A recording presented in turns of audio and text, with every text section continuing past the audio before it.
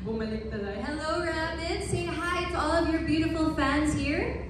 Hello po sa inyo lahat. Good afternoon po. Thank you po for coming.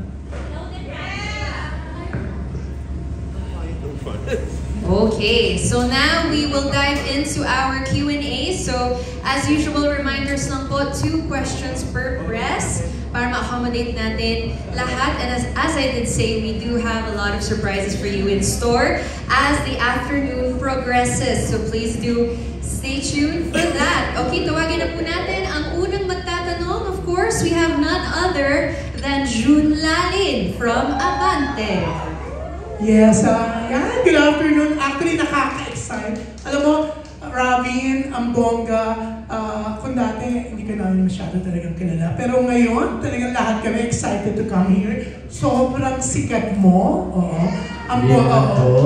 Siyempre, thanks to ang mutya ng Section E, yan, ka-triangle ka, may sarili team ni Astin. So, ang bongga. Pero yan, Robin, ang bongga rin na endorsement ang ilan kung bakit may press con ka today. Gaano ka ka-excited?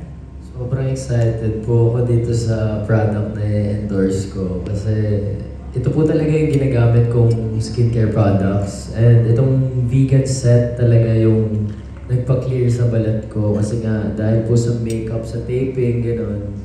Nagbe-breakout ako. Pero simula po nung ginamit ko to, maayos po yung skin ko. Yeah, oo. Pero napansin namin, no? Nag-iba ka na ng kulay ng buhok, tama ba? Yes po, binalik ko na po sa black.